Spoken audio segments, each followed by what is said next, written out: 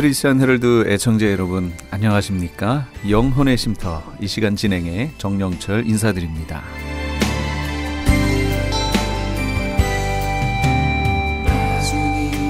크리스천 헤럴드는 신문을 시작으로 라디오, 이제는 공중파 채널인 18.88을 통해 텔레비전으로도 함께 하실 수 있습니다. 이 시간에 방송되는 모든 목사님들의 설교를 인터넷 웹사이트 www.chtv1888.org를 통해 다시 들으실 수 있습니다. 하루를 귀한 말씀과 찬양으로 마감하시는 시간 되시기 바랍니다.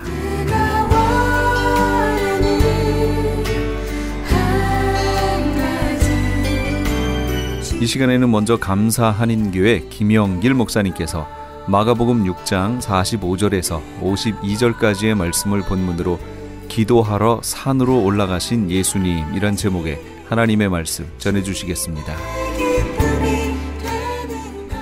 저는 오늘 한 가지 질문을 드리면서 설교를 시작하려고 합니다. 여러분은 여러분의 삶이 헝클어졌을 때에 어떤 방식으로 수습하십니까? 헝클어진다는 말은 일이 몹시 뒤틀려서 뒤섞여서 갈피를 잡을 수 없게 되었다는 뜻입니다. 다른 말로 하면 평상심을 잃어버리고 감정적으로 요동치고 있는 상황을 말합니다. 어떤 일로 인하여 감정이 심하게 요동칠 때, 아니면 우리 주변의 환경이 심하게 흔들릴 때에 여러분은 그 상황을 어떻게 다스려 오셨습니까? 헝클어진 느낌은 여러 방향에서 시작이 됩니다. 하던 일이 잘 되지 않아 침울할 때뿐만 아니라 갑자기 어떤 일이 잘 되어서 은근히 자랑하고 싶을 때에도 마음은 헝클어집니다. 사람들의 관계가 소원하여 외로울 때뿐만 아니라 많은 사람들에게 둘러싸여 분에 넘치는 칭찬을 들을 때에도 마음은 헝클어집니다. 마음이 헝클어진 상태에서 내리는 결정은 언제나 후회스러운 결과를 가져다 줍니다. 그래서 잠언의 기자는 모든 지킬 만한 것 중에 더욱 내 마음을 지키라, 생명의 근원이 이에서 남이니라고 했던 것입니다. 하루는 예수님께서 물고기 2마리와 보리떡 5개를 가지시고 기적을 베푸셨습니다. 손에 그 작은 어린아이 한 끼 식량을 가지고 손에 드시고 하나님께 감사 기도를 하시며 제자들에게 나누어 주셨을 때에 남자만 5,000명, 여자들과 아이들까지 합하면 적어도 그 갑절은 되었을 많은 사람들이 배불리 먹고 12광줄이나 남기는 그런 기적을 베풀어 주셨습니다. 우리가 그 자리에 있어서 그 떡과 그 고기를 함께 먹었다고 생각해 보십시오. 얼마나 흥분된 일입니까? 이 이야기는 사복음서에 모두 기록되어 있습니다. 그런데 예수님께서 기적을 행하시고 나자 떡과 물고기를 먹은 사람들 사이에 이상한 이야기가 회자되기 시작했습니다. 처음에는 몇 사람에게서 시작되었겠죠. 그런데 그 이야기가 점점 옆으로 퍼져나가고 사람들마다 고개를 끄덕거리고 동의하고 다시 옆에 사람에게 전해주고, 무슨 얘기였느냐 하면은 저 예수님으로 임금을 삼자는 얘기입니다. 예수님은 그들이 와서 자기를 억지로 붙들어 임금으로 삼으려 한다는 사실을 먼저 알고 계셨습니다. 그것은 예수님의 뜻이 아니었습니다. 예수님은 세상에 임금이 되시기 위해서 오신 분이 아닙니다. 훗날에는 왕으로 오시겠지만, 훗날에는 그의 나라를 다스리시겠지만 2000년 전에 오셨을 때에는 그런 목적이 아니었습니다. 십자가에 죽으시고 죄인들을 구원하기 위해서 오셨습니다. 오늘 우리가 읽은 마가복음 6장 45절과 46절에 보면 예수님은 남은 떡을 거둔 즉시로, 12광주를 거두게 하신 즉시로 제자들을 재촉하여 배 타고 건너편에 있는 벳세다로 가게 하셨습니다. 재촉하여 가게 하셨다라는 말은 강제성을 뜻합니다. 억지로 보내셨다는 것입니다. 등 떠밀면서 내쫓듯이 제자들을 보내셨다는 말씀입니다. 왜 그러셨을까요? 제자들이 군중들에게 영향을 받고 예수님을 임금으로 삼으려는 일에 앞장설까 염려하셨기 때문입니다. 제자들은 넉넉히 그렇게 하고도 남을 사람들이었습니다. 제자들은 무슨 영문인지도 모르고 예수님에게 떠밀려서 먼저 배를 타고 떠나갔습니다. 홀로 남으신 예수님은 사람들을 설득시켜 각각 집으로 돌아가게 하신 후에 기도하시기 위해 산으로 올라가셨습니다. 그날 밤에 제자들은 갈릴리 바다에서 풍랑을 만나게 됩니다. 아무리 노를 저어도 배는 바다 가운데 그냥 머물러 있습니다. 1시간, 2시간이 아닙니다. 마태복음 14장에 보면 밤 4경쯤 되어 예수님께서 바다 위를 걸어 그들에게 찾아오셨다고 기록되어 있습니다. 밤 4경은 오후 6시부터 뒷날 아침 6시까지 12시간을 4등분으로 나눈 마지막 새벽 3시부터 6시까지를 말합니다. 예수님께서 밤 4경에 오셨다는 말씀은 밤이 맞도록 기도하시고 이른 새벽에 제자들을 찾아오셨다는 말씀입니다. 예수님께서 배에 오르시니 바람이 그치고 물결도 잠잠하게 되었습니다. 아마 오래지 않아서 먼동이 트기 시작했을 것입니다. 오병이어의 기적을 행하신 후에 하마터면 예수님께서 의도하시지 않았던 일이 일어날 뻔했습니다. 그냥 두었으면 예수님을 임금으로 삼자는 운동이 거기에서 시작되어서 거기서 끝나는 게 아니라 아마 전국적으로 퍼져나갔을지도 모릅니다. 그 즈음에는 유다와 갈릴리 지방에서 예수님에 대하여 모르는 사람이 없었기 때문입니다. 하마터면 철없는 제자들까지 뒤섞여서 통제할 수 없는 상황이 될 뻔했습니다. 예수님의 오신 목적이 아닙니다. 그것은. 그래서 제자들을 먼저 보내시고 무리들을 보내시고 기도하러 산으로 올라가셨던 것입니다. 무리를 작별하신 후에 기도하러 산으로 가시니라. 무리를 작별하신 후에 기도하러 산으로 올라가시니라. 이 말씀에서 우리는 놀라운 진리를 발견합니다.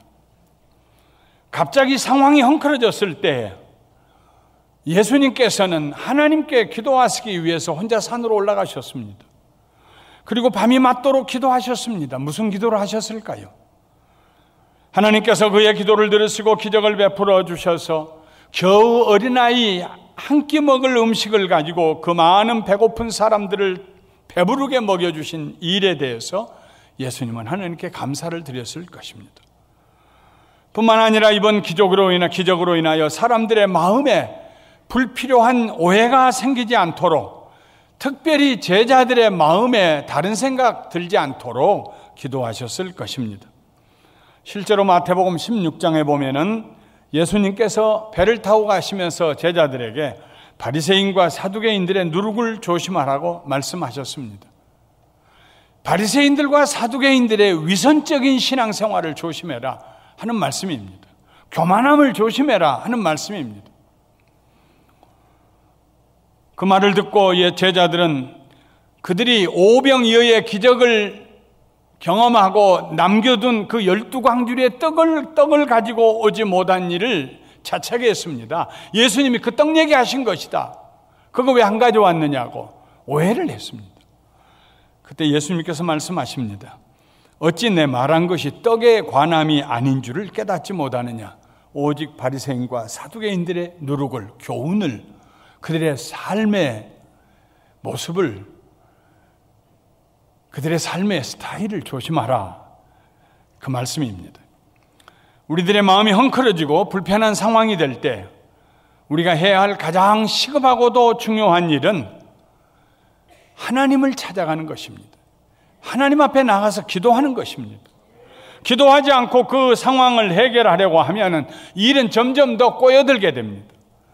우리들의 감정은 균형을 잃어버리고 때로는 분을 내기도 하고 때로는 울기도 하고 우울하기도 하고 우리가 우리의 감정을 주체하지 못하여서 인격에 흠이 갈 수도 있습니다. 아이고 저분 저렇게 생각 안 했는데 굉장히 존중이 여기면 받을 수 있는 그런 분인 줄 알았는데 자기를 잘 다스릴 수 있는 분이라고 생각했는데 왜 저렇게 저분이 평상심을 잃어버렸을까? 왜 저렇게 분노에 가득 찼을까? 왜 저렇게 함부로 말씀하실까? 이런 일이 일어날지도 모릅니다. 가까운 사람들과의 관계에 깊은 상처를 낼 수도 있습니다. 우리의 마음이 헝클어질 때 우리가 즉시로 해야 될 일은 하나님께 기도하는 일입니다. 주변이 황크러지기 시작할 때에, 사람들이 다른 생각을 하기 시작할 때에 예수님은 즉시로 제자들을 채촉하여 내보내시고 사람들을 설득하여 보내시고, 그리고 즉시로 예수님은 하나님께 기도하기 위해서 산 위로 올라가셨습니다. 우리도 우리의 삶이 헝클어지기 시작할 때 주의 이름을 부르며 하나님께 나아가야 합니다. 우리의 마음이 연약해지고 방향 감각을 상실했다고 진솔하게 고백하며 하나님 앞에 나아가야 합니다. 모든 복잡한 생각에서 벗어나서 하나님만 바라보아야 합니다. 그때 하나님께서 우리가 피할 산성이 되어 주실 것입니다. 다윗은 마음이 헝클어질 때마다 하나님께 그렇게 나아갔습니다. 시편 18편 1절과 2절 말씀을 우리 함께 읽어보도록 하겠습니다. 나의 힘이신 여호와여, 내가 주를 사랑하나이다. 여호와는 나의 반석이시요 나의 요새시요 나를 건지시는 이시요 나의 하나님이시요 내가 그 안에 피할 나의 바위시요 나의 방패시요 나의 구원의 뿌리시요 나의 산성이시로다. 내가 찬송받으실 여호와께 아뢰리니 내 원수들에게서 구원을 얻으리로다. 마음이 헝클어질 때, 아이고 이렇게 있다가는 나도 내 자신을 컨트롤하지 못하고 부끄럽게 되겠다 싶을 때에는요, 허리 싸매고 질끈 싸매고 하나님께로 달려가야 됩니다.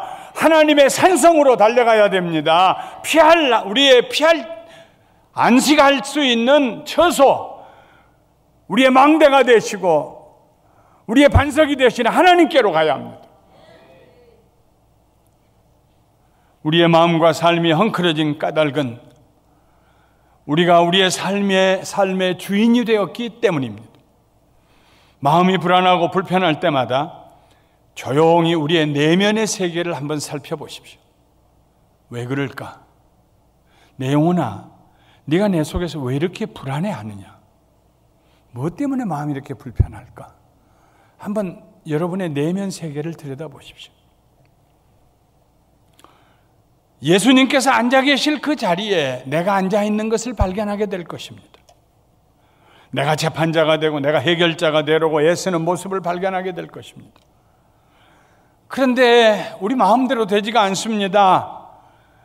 뭔가 해결해 보려고 하면 할수록 뒤죽박죽이 됩니다.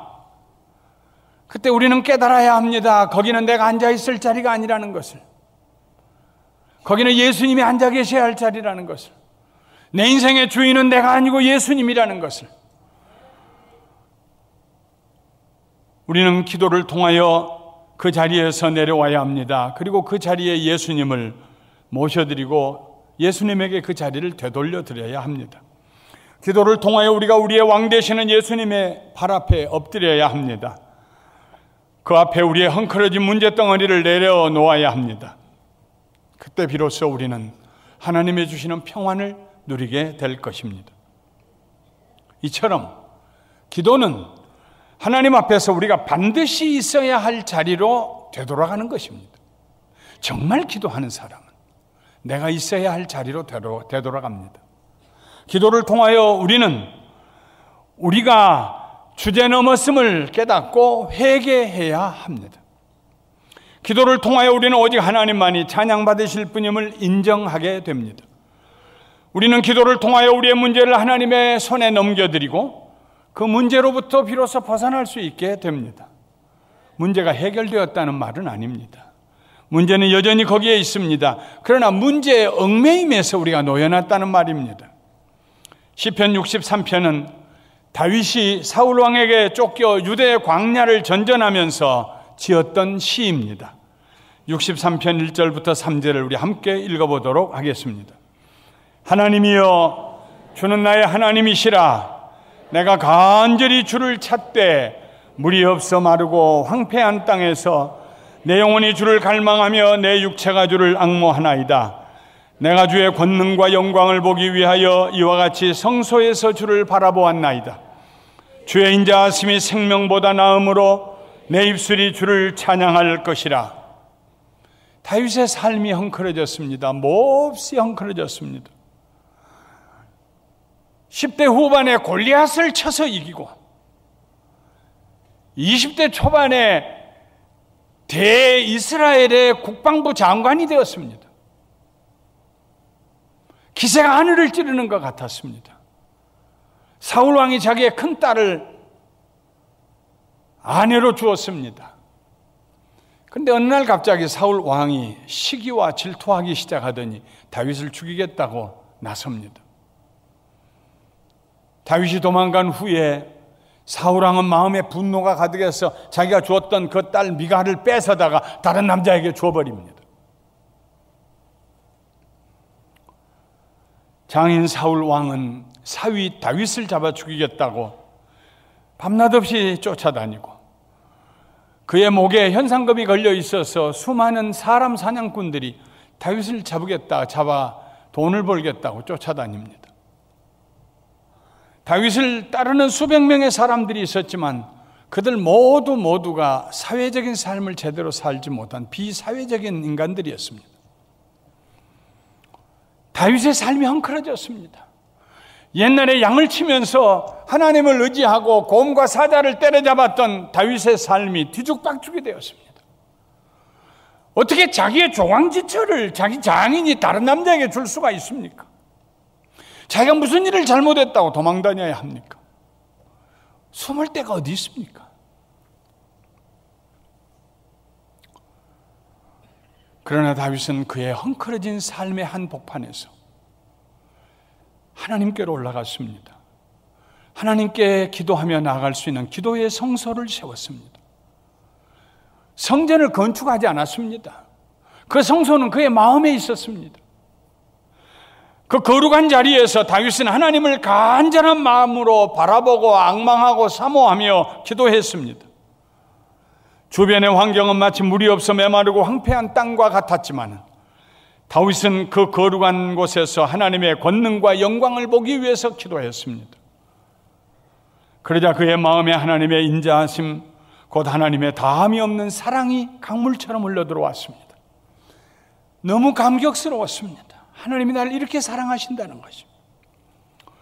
하나님의 사랑이 임하자 이제는 살고 죽는 것이 별 문제가 되지 않았습니다. 그래서 아무 데나 아무 곳에나 텐트 치고 두 팔 벌리고 잠을 잤습니다.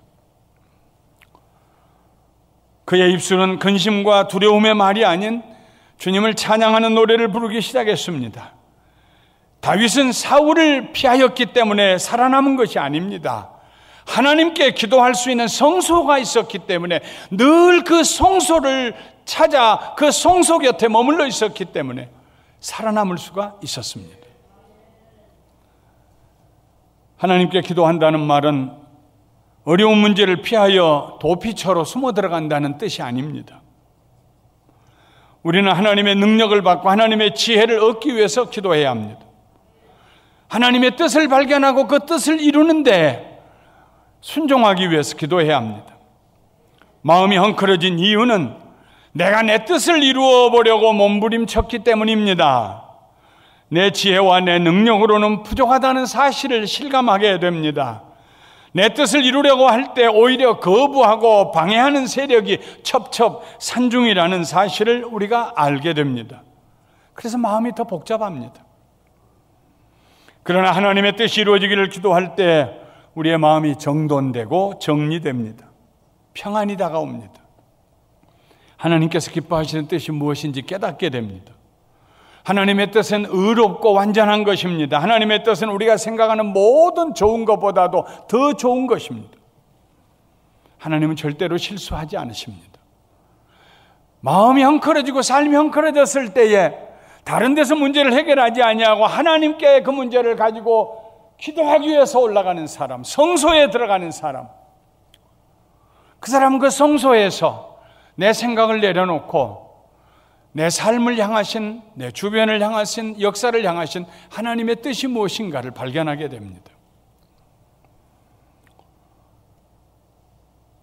하나님의 뜻이 이루어지기를 기도하는 사람은 기다리는 사람입니다. 진정으로 하나님께 기도드리는 사람은 조급함에서 벗어나야 합니다. 진정으로 기도하는 사람은 하나님 내일 아침까지 이루어주세요 하지 않습니다. 내 마음이 조급한 것보다 하나님은 더 급하시기 때문입니다.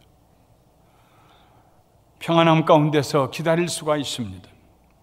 내가 기다리는 동안 하나님께서 일하고 계신다는 믿음을 가지고 기다릴 수가 있습니다.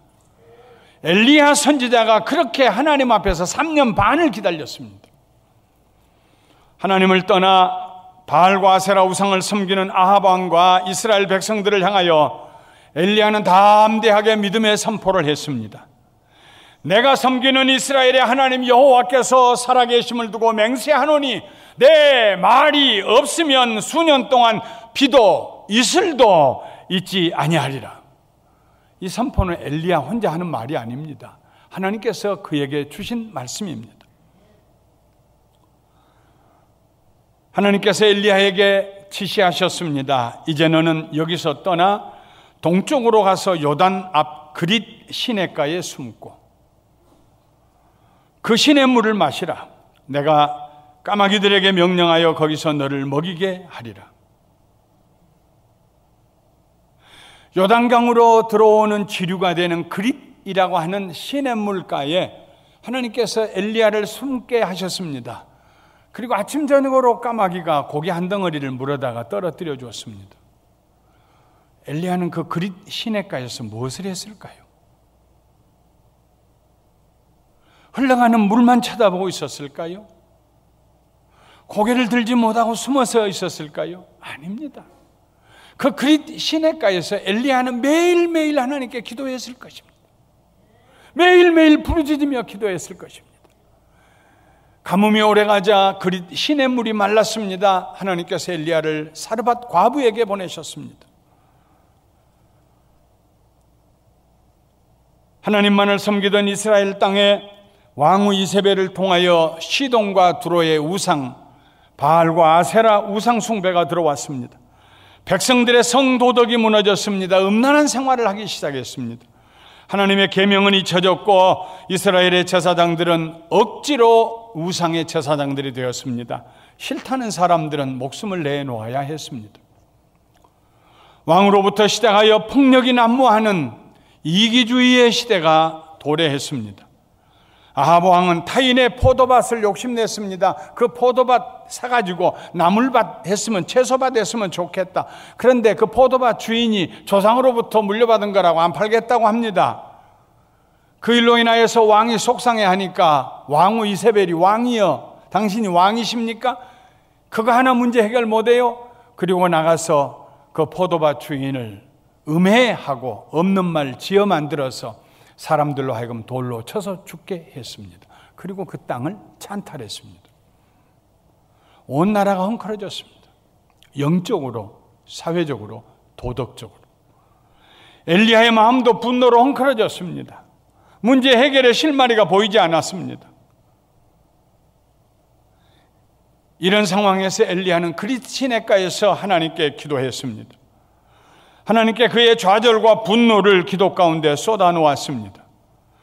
사르밧 과부의 집에 숨어 살면서도 엘리야는 하나님께 기도로 하루하루를 살아갔습니다.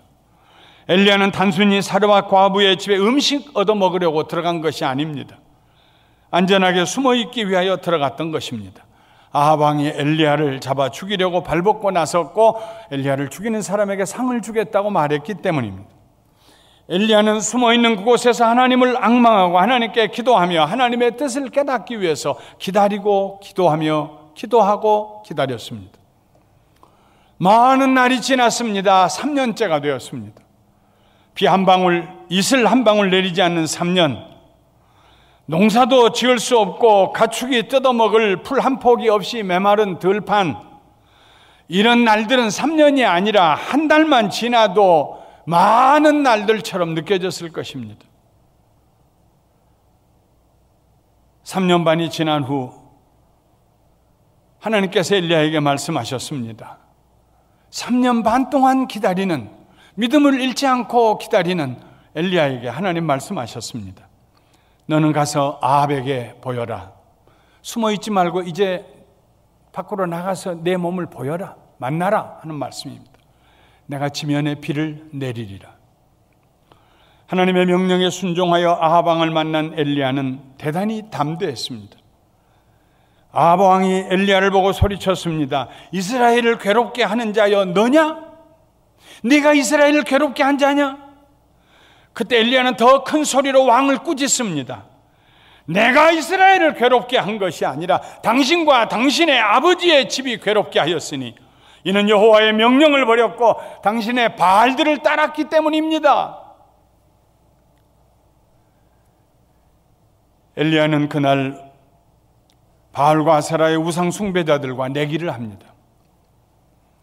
우상의 제단과 여호와의 제단을 세우고 그 두 제단 사이에 불이 내린 제단이 참 신이라는 내기였습니다. 백성들이 증인이 되기 위해서 둘러섰습니다. 온종일 자기 몸을 헤하면서 소리 지르고 난폭하게 자기들의 신을 불렀지만 바알과 아세라 목상의 제단에는 아무 일도 일어나지 않았습니다. 해가 질 무렵에 엘리야가 이스라엘 위하여 12돌을 가져다가 제단을 쌓고 짐승을 잡고 그 위에 얹어놓고 물을 갖다 붓고 두 손을 들고 하나님 앞에 기도합니다. 그때 엘리야의 제단에 하나님의 불이 임하였습니다. 그것을 보고 이스라엘 백성들이 하나님 앞에 엎드리며 큰 소리로 외쳤습니다. 여호와여, 여호와여, 여호와 그는 하나님이시로다. 여호와 그는 하나님이시로다. 여호와 하나님만이 신이라는 것입니다. 곧이어 하나님의 말씀처럼 지면에 폭우가 쏟아지기 시작했습니다. 3년 반 만에. 그날 엘리야는 바알과 아세라 우상을 섬기는 선지자와 제사장들 850명을 다 죽이고 위대한 영적 승리를 하게 됩니다. 말씀을 마치겠습니다. 예수님께서는 많은 병자들을 고쳐주셨습니다. 참 많은 병자들을 고쳐주셨습니다. 헤아릴 수 없는 병자들을 고쳐주셨습니다. 그러나 한 번도 예수님을 임금으로 삼으려는 운동이 일어나지 않았습니다. 그런데 기적을 베푸셔서 배고픈 사람들을 배부르게 먹여주셨을 때에 사람들은 예수님을 임금으로 삼으려고 했습니다. 백성들은 자기들의 배고픔을 해결해 줄 사람을 언제나 지도자로 세우고 싶어 합니다. 하마터면 제자들까지 내동할 뻔했습니다. 예수님은 사람들을 죄로부터 구원하시기 위해 오셨지 스람들을 다스리는 세상 임금이 되기 위해 오시지 않았습니다. 예수님을 임금으로 삼으려는 군중들의 마음속에는 이미 사탄의 계략이 스며들어 있는 것을 예수님이 보셨습니다. 그래서 신속하게 제자들과 군중들을 흩어보내시고 하나님께 기도드리기 위해서 산으로 올라가셨습니다. 오랜 시간 동안 기도하며 기다리던 엘리야는 연약한 사람이 아닙니다. 기도는 마음이 연약한 사람들이 현실에서 도피하기 위해 하는 일이 아닙니다. 기도는 하나님의 보좌 아래 겸손하게 꿇어앉는 예배의 행위입니다.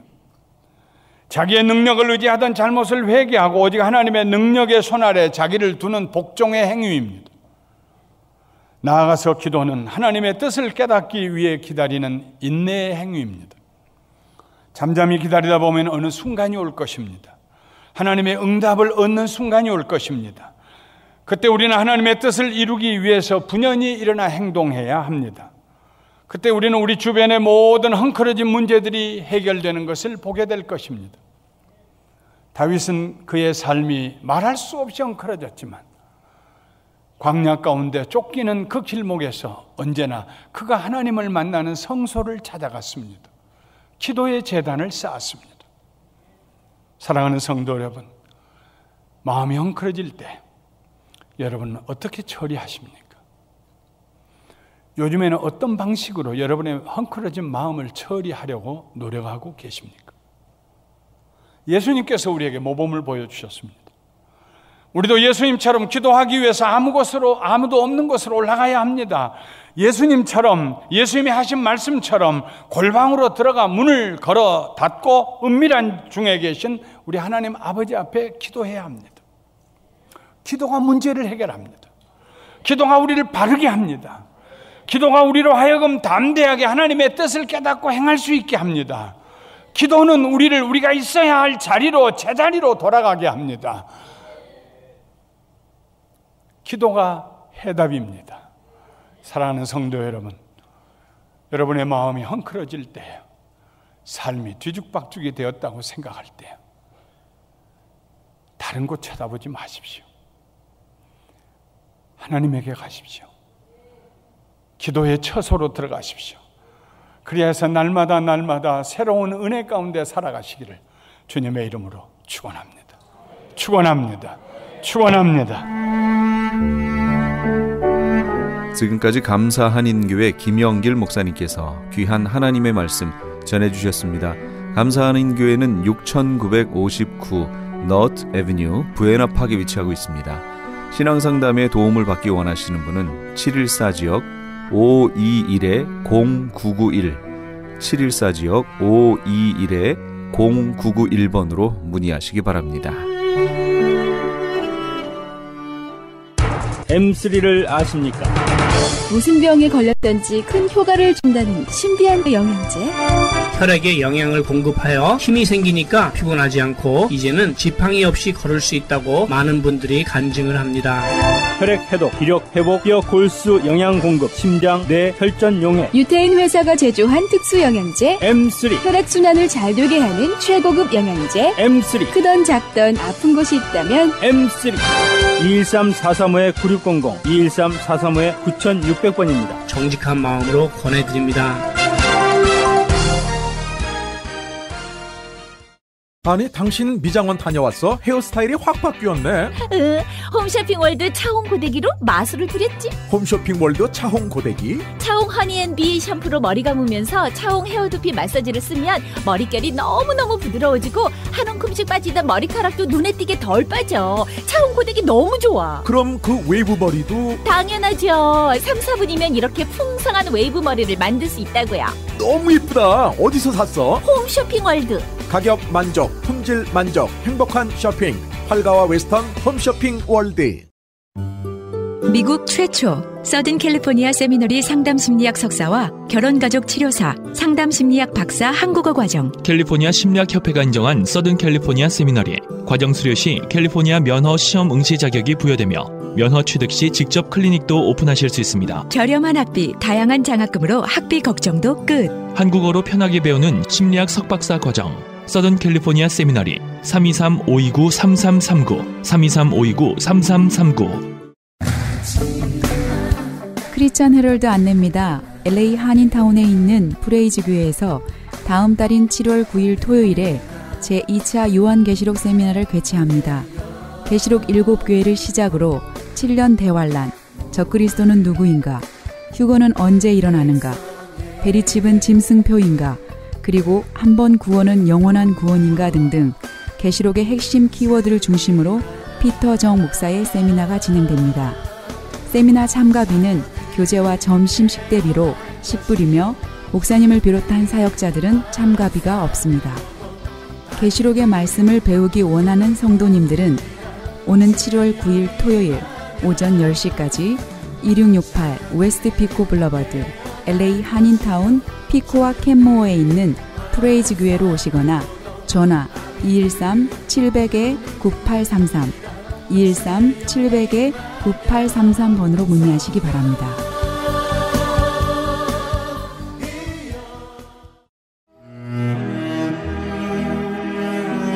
크리스천 헤럴드는 한결같이 지켜주신 하나님께 감사를 드리며 한 영혼이 천하보다 귀하다는 하나님의 말씀으로 한 영혼이라도 복음을 듣고 주께 돌아오기를 간절히 기도하는 마음으로 미디어 선교 사역의 역할을 감당하고 있습니다.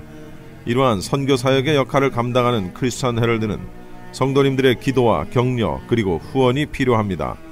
여러분 한 분 한 분이 참여할 때 저희 크리스천 헤럴드는 큰 힘을 얻고 이 일을 계속 감당할 수 있습니다. 사랑하는 성도님들의 후원을 간절히 기다립니다. 후원 방법은 일시금으로 특별 후원금 그리고 매달 10불의 천사 후원금이 있습니다. 여러분의 많은 참여를 부탁드립니다. 자세한 안내는 크리스천 헤럴드 213-353-0777 213-353-0777번으로 하시기 바랍니다.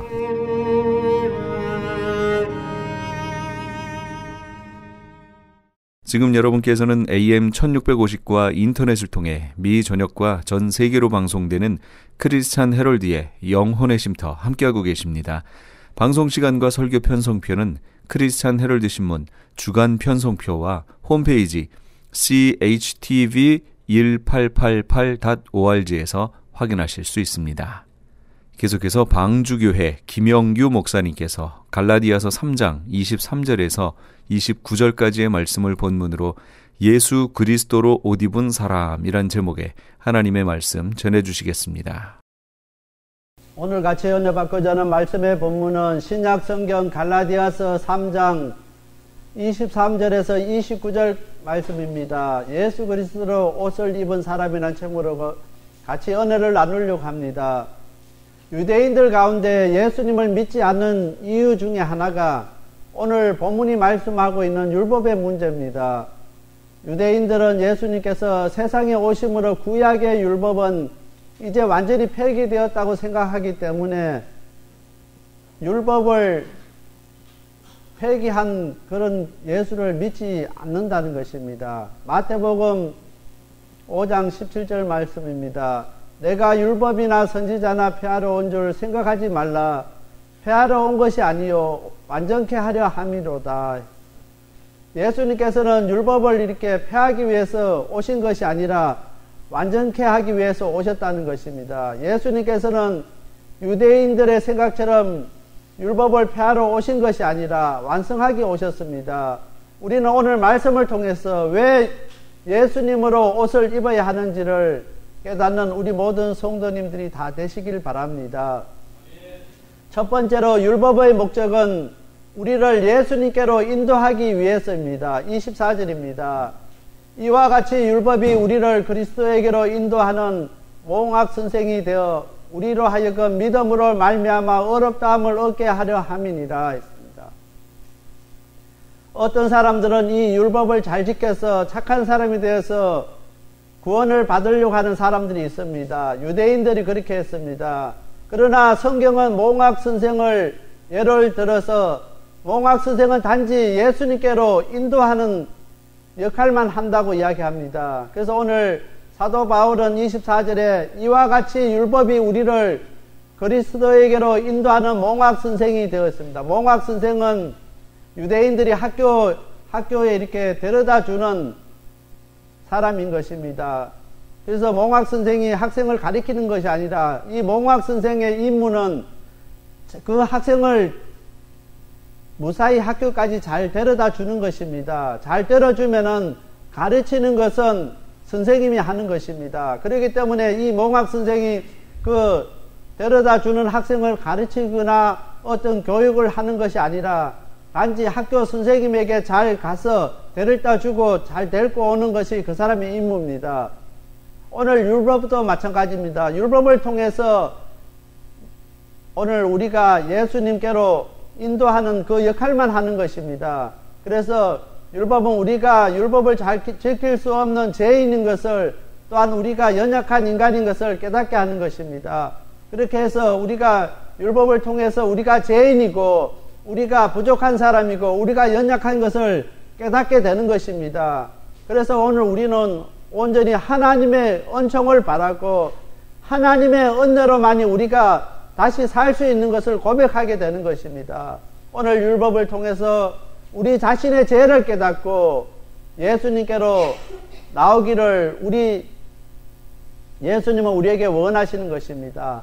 율법을 통해서 정말 우리 자신이 죄인 것을 깨닫고 오늘 우리 자신들이 부족한 것을 깨닫고 우리 스스로는 그 율법을 지킬 수 없는 것을 우리가 깨달을 수 있어야 되는 것입니다.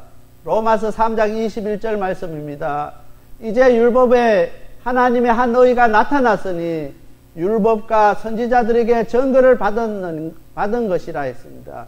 구약 성경 안에서 율법 외에 하나님의 한 의가 나타나심을 증거하셨는데 예수님을 믿음으로 하나님의 은혜로 값없이 어렵다 하심을 얻게 된다는 것입니다. 오늘 우리가 구원을 받는 것은 하나님의 은혜로 우리가 구원함을 받게 되는 것입니다. 어떤 값을 치르고 어떤 대가를 치르는 것이 아니라 하나님의 은혜로 값없이 어렵다 하심을 얻는 것이라고 로마서 3장 21절은 이야기하고 있게 되는 것입니다.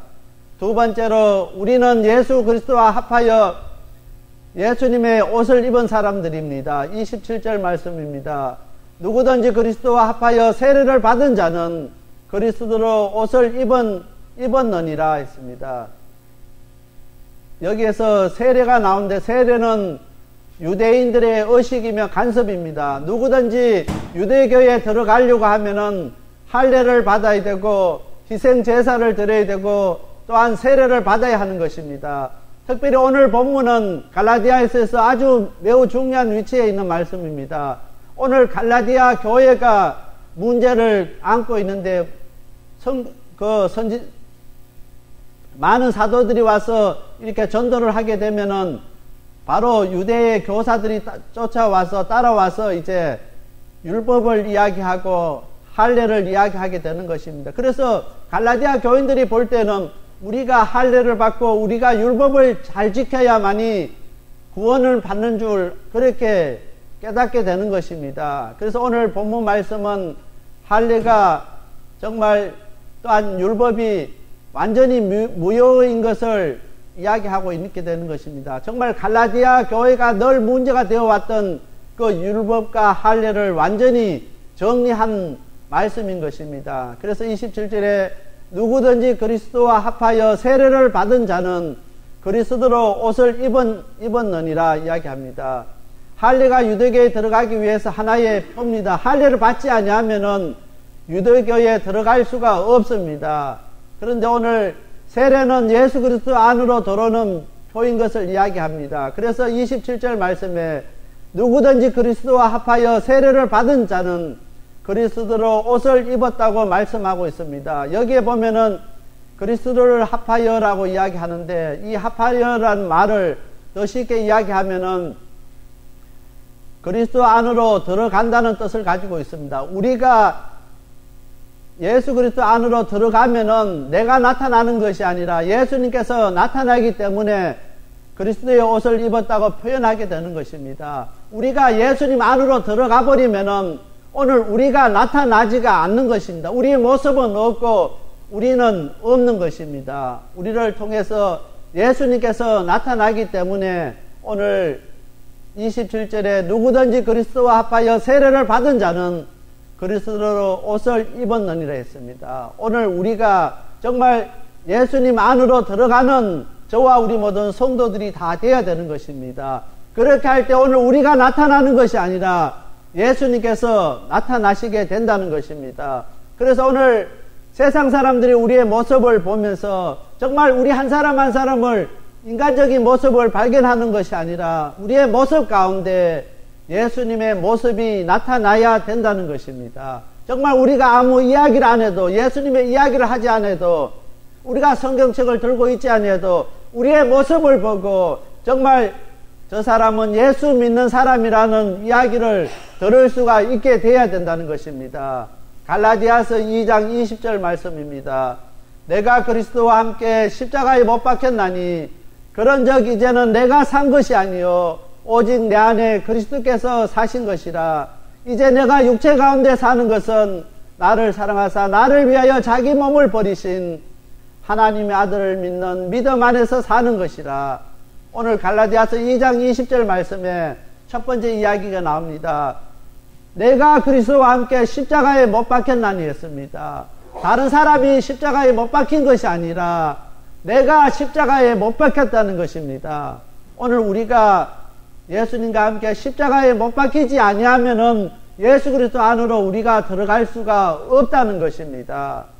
정말 내 안에 잘못된 간섭들이 반복되고 내 안에 잘못된 그 구습들이 계속 반복되는 것은 내가 예수님 안에서 죽지 못하기 때문에, 내가 예수님과 함께 십자가에 못 박히지 않았기 때문에, 내가 예수님 안으로 들어가지 못했기 때문에 그 잘못된 일들이 계속되는 것입니다. 그러나 오늘 내가 예수 그리스도와 함께 십자가에 못 박힐 때 내가 사는 것이 아니라 내 안에 계신 예수님께서 살기 때문에 우리가 그 모든 것을 이겨나갈 수가 있게 되는 것입니다. 아무리 우리 인간적으로 내가 잘못된 그 습관들, 간섭들, 모든 잘못된 일들을 이기려고 해도 이길 수가 없습니다. 점점 그 일들이 나를 올무가 되어서 점점 더 큰 것으로 끌고 갈 수밖에 없게 되지만은 내가 예수님과 함께 십자가에 죽어버리면은 아무도 나를 정죄하지 않습니다. 그 모든 것으로부터 자유함을 누릴 수 있게 된다는 것입니다. 오늘 우리가 신앙생활을 하면서 예수를 믿으면서도 그렇게 힘들게 살아가는 이유가 뭐냐면은 내가 예수님과 함께 십자가에 못 박혀 죽어지지 못하기 때문에, 내가 살아있기 때문에 그런 일들이 생기게 된다는 것입니다. 오늘 갈라디아 교인들이 그렇게 했습니다. 예수 믿기는 믿는데, 신앙생활을 하긴 하는데 내가 예수 그리스도 안으로 들어가지 못하기 때문에, 내가 예수님과 함께 십자가에 못 박혀 죽지 못하기 때문에, 내가 살아있기 때문에 이겨나갈 수가 없다는 것입니다. 날마다 그 잘못된 습관에 죄의 올무가 되어서 끌려갈 수밖에 없다는 것입니다. 오늘 내가 예수님과 함께 십자가에 죽어버리면은 오늘 우리는 진정한 우리 하나님께서 주시는 자유함을 누릴 수 있게 된다는 것입니다. 오늘 우리들 가운데 내가 하나님 앞에 예배드리고 신앙생활 하면서도 내가 왜 이렇게 정말 잘못된 그 습관들을 끊지 못하고 내가 왜 이렇게 살 수밖에 없는가 고민하고 계시는 분이 있으면은 이 시간에 기도할 수 있게 되길 바랍니다. 예수님, 내가 정말 예수님과 함께 십자가에 못 박히길 원합니다. 내가 그렇게 예수님과 그리스도 안으로 들어가기를 원합니다. 기도할 때 성령님께서 우리 가운데 역사하셔서 그렇게 할 수 있도록 인도하시는 것입니다. 그래서 오늘 우리가 신앙생활 하면서 정말 어렵고 힘들고 때로는 좌절되고 낙심되고 힘들 때 날마다 기도하는 저와 우리 모든 성도들이 다 되시길 바랍니다. 그래서 예수 그리스도 안으로 뛰어들어가는 오늘 우리가 되어야 되겠습니다. 우리는 많은 문제 가운데 있습니다. 사드락과 메삭과 아벳노고가 극렬히 타는 풀무 가운데 겁내지 아니하고 풀무불에 뛰어들어서 그 가운데서 예수님을 만났습니다. 그 가운데 함께 하시는 그 신의 아들의 형체를 가진 사람과 함께 할 수 있었습니다. 그와 마찬가지로 오늘 우리가 문제 가운데 겁내지 마시고 잘못된 습관 가운데 겁내지 마시고 예수 그리스도 안으로 뛰어들 수 있는 오늘 우리가 되어야 되는 것입니다. 세 번째로 예수 그리스도 안에 있는 자만이 하나님의 약속한 유업을 이을 자가 될 수가 있습니다. 29절입니다. 너희가 그리스도께 속한 자면은 곧 아브라함의 자손이여 약속대로 유업을 이을 자니라. 29절에 말씀하고 있습니다. 어떻게 해서 우리가 아브라함의 자손이 되고 약속의 유업을 이을 자가 될 수 있느냐는 것입니다. 그 이유는 우리가 믿음으로 아브라함의 자손이 되었기 때문입니다. 구약에서 유업을 이을 자는 아브라함의 자손이어야만 된다고 이야기합니다. 오늘 그 아브라함에 대해서 우리가 생각해 보면은 왜 하나님께서 부족하고 날마다 좌절할 수밖에 없고 실패할 수밖에 없고 너무나 연약한 우리를 하나님의 자녀로 삼아주셨고 정말 하나님의 유업을 이을 자로 우리를 택해 주는지 알 수가 있게 되는 것입니다. 아브라함은 히브리 사람이 아닌 것입니다. 많은 사람들이 생각하기에 아브라함은 히브리 사람인 줄 알고 있지만은 우리가 잘 아는 대로 성경에 보면 갈대아 우르 사람입니다. 그리고 아브라함의 그 부모는 우상 장수입니다. 정말 그 사람에게서 믿음을 찾으려고 하면 찾을 수가 없는, 아무것도 찾을 수가 없는 사람입니다. 정말 하나님께서 하나님의 은혜로 말미암아 아브라함을 믿음의 조상 되게 하신 것입니다. 아브라함이 믿음의 조상이 되게 될 자격이 아무것도 없는 사람입니다. 우상 장사를 했고 그 사람이 히브리 사람도 아니고 갈대아 우르에 살던 사람을 하나님께서 불러내어서 믿음의 조상으로 삼으신 것입니다.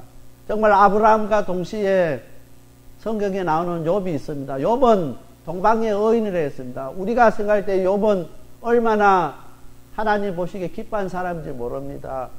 아브라함과 욥을 한번 비교해 보시길 바랍니다. 누가 더 믿음의 조상이 될 자격이 있느냐는 것입니다. 아브라함하고 욥이 동시에 사람인 것입니다. 우리가 생각할 때 당연히 믿음의 조상은 욥이 믿음의 조상이 되어야 된다고 생각합니다. 그러나 하나님께서는 동방의 의인이라고 불렀던 욥을 택해서 믿음의 조상 삼으시지 아니하시고 우상장수 갈대아 우르에 살던 그 아브라함을 택해서 믿음의 조상 삼으신 것입니다. 하나님께서는 우리가 인간적으로 어떠한 자격을 갖추고 어떤 조건을 갖추고 어떤 것을 해야만이 하나님께서 하나님의 자녀 삼으시는 것이 아니라 전적으로 하나님의 은혜로 되어지는 것을 이야기하고 있는 것입니다. 그래서 오늘 29절 말씀에 너희가 그리스도께 속한 자면은 곧 아브라함의 자손이요 약속대로 유업을 이을 자니라. 여기 아브라함 자손은 예수님의 씨로 말미암아 되는 것입니다. 오늘 우리가 아브라함 자손 된 것은 예수님으로 말미암아 우리가 아브라함의 자손 된 것입니다. 그래서 예수 그리스도 안으로 들어가서 예수 그리스도의 옷을 입을 때만이 가능한 것입니다. 오늘 아브라함을 믿음의 조상 되게 하고 아브라함을 아브라함 되게 하신 그 하나님을 만날 수 있는 저와 우리 모든 성도들이 다 돼야 되는 것입니다. 오늘 우리가 하나님의 자녀 된 것은 내가 잘해서 내가 어떤 조건을 갖춰서 내가 어떤 큰일을 해서 된 것이 아니라 전적으로 하나님의 은혜로 된 것을 우리가 기억해야 되는 것입니다. 예수 그리스도 안으로 들어가서 예수 그리스도 옷을 입으로만이 우리가 가능한 게 되는 것입니다. 옷은 그 사람의 신분을 나타냅니다. 경찰이 옷을 입고 있는 사람을 보면은 그 사람이 경찰이고 군인의 옷을 입고 있는 사람 보면은 그 사람은 군인인 것입니다. 오늘 우리가 예수님의 옷을 입고 있는 사람은 그리스도인이라고 할 수가 있게 되는 것입니다. 그런데 오늘 우리들 가운데 입으로는 우리가 그리스도인이라고 하면서도 그리스도의 옷을 입지 않은 사람들이 너무나 많다는 것입니다. 오늘 우리가 예수를 믿기는 믿는데 신앙생활을 하기는 하는데 예수 그리스도 안으로 들어가지 못하는 사람이 너무나 많다는 것입니다. 오늘 이스라엘 백성들이 유대인들이 형식적으로 율법을 지켰습니다. 착한 일을 해서 그 사람들은 구원을 받으려고 했습니다.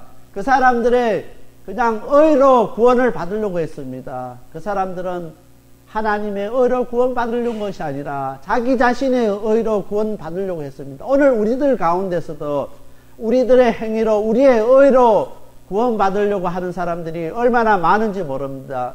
오늘 우리가 예수 그리스도 안으로 들어가지 아니하면은 예수 그리스도와 함께 옷을 입지 아니하면은 안 된다는 것입니다. 옷은 그 사람의 신분을 나타내는 것입니다. 오늘 정말 우리가 말하지 않아도 우리가 아무 소리 하지 않아도 우리 모습 가운데서 정말 예수님의 모습이 나타내야 되는 이유가 여기 있습니다. 우리가 예수 그리스도 안으로 들어가서 예수 그리스도의 옷을 입은 사람은 우리의 모습 속에서 예수님이 나타나는 것입니다. 오늘 우리는 어떤 옷을 입고 있는지 우리 자신들을 한번 살펴볼 수 있게 되기를 바랍니다. 우리가 예수 그리스도 안으로 들어가면은 예수님의 옷을 입은 사람들이 되는 것입니다. 정말 오늘 우리 한 사람 한 사람이 우리들 모습 속에서 정말 우리들의 모습이 아닌 예수님의 모습만이 나타나기를 간절히 원하는 것입니다. 그렇게 소원하고 그렇게 기도할 때 성령님께서 우리 가운데 그렇게 역사하시는 것입니다. 오늘 우리 한 사람 한 사람을 바라보면서 정말 예수님의 모습을 바라볼 수 있고 예수님의 모습을 발견할 수 있는 저와 우리 모든 성도님들이 다 되어야 되겠습니다. 그러기 위해서는 오늘 우리가 예수 그리스도의 안으로 들어가는 오늘 우리가 다 되어야 되겠습니다. 예수 그리스도 안으로 들어갈 때 우리의 모습 가운데 예수님께서 나타나시게 되는 것입니다. 오늘 갈라디아 교회는 율법과 그 할례에 대한 문제 때문에 교회가 아주 문제가 생겼을 때 오늘 갈라디아서 3장 27절 말씀을 통해서 누구든지 그리스도와 합하여 세례를 받은 자는 그리스도의 옷을 입으니라. 이 말씀을 통해서 율법과 할례 문제를 다 해결했습니다. 그와 마찬가지로 오늘 우리가 이 말씀을 통해서 오늘 지금까지 우리의 의로 구원받으려 했고 우리의 의로 신앙생활을 하려고 했던 오늘 우리 자신들을 되돌아보면서 예수 그리스도 안으로 들어가서 예수 그리스도의 옷을 입는 우리 방주교회 성도님들이 다 되시길 바랍니다. 다 같이 기도드리겠습니다. 사랑의 하나님 아버지 감사합니다. 이 시간에도 저희들에게 귀한 말씀 주신 하나님, 정말 우리가 예수 그리스도 안으로 들어가서 예수 그리스도 옷을 입는 저들 되게 하여 주시옵소서. 그래서 정말 우리의 모습 가운데 예수님의 모습이 나타나게 하시고 정말 예수님을 이야기하고 예수님을 자랑할 수 있는 저희들 되게 하여 주시옵소서. 정말 우리가 구원함을 받고 우리에게 믿음 주신 것은 오직 하나님의 은혜인 것을 날마다 고백하는 저희들 되게 하여 주시옵소서. 아브라함을 아브라함 되게 하시고 아브라함을 믿음의 조상 되게 하신 그 하나님을 만나는 저희들 되게 하여 주시옵소서.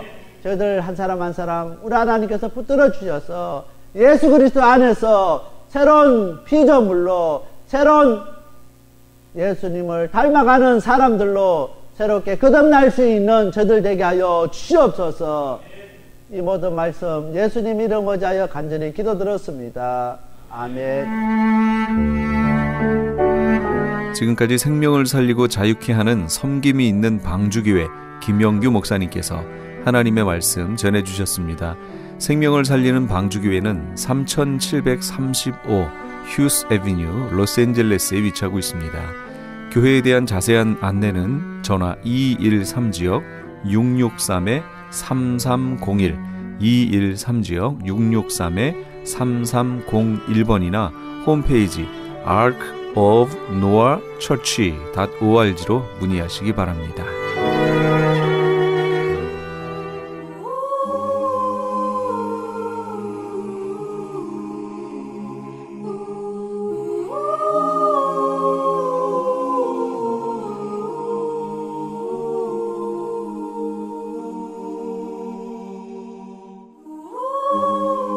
너희는 마음에 근심하지 말라. 하나님을 믿으니 또 나를 믿으라. 요한복음 14장 1절 말씀입니다.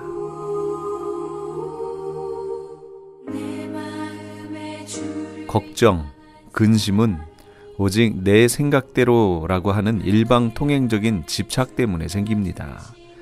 집착은 마음을 산란하게 하고 안정을 잃게 하며 또 믿음의 약효를 떨어뜨리는 회방꾼이죠. 그런데 더더욱 무서운 것은 그 근심의 배후에는 마귀가 우는 사자같이 우리를 삼키려고 도사리고 있다라는 것입니다. 근심의 근처에는 잠깐 기웃거리는 것으로 족해야지 머물러서는 안 됩니다. 이 모든 근심거리들을 우리 주님 앞으로 가지고 나올 때 우리의 근심과 걱정은 이미 치료된 것이지요. 왜냐하면 근심은 내 인생의 주인은 나라고 생각하는 데서 시작하지만 감사는 내 인생의 주인이 바로 하나님이시라고 고백할 때 나타나는 현상이기 때문입니다. 그러므로 내 모든 문제를 우리 하나님께 가지고 나가면 그 모든 것에 대해 감사를 알게 되고 배우게 됩니다. 물론 문제가 문제로 보이지도 않게 되겠지요. 이렇게 감사하며 믿음으로 하나님께 나가시는 이 밤이 되시기 바랍니다. 지금까지 크리스찬 헤럴드 방송에서 보내드린 영혼의 쉼터의 정영철이었습니다. 복된 저녁 되시기 바랍니다. 고맙습니다.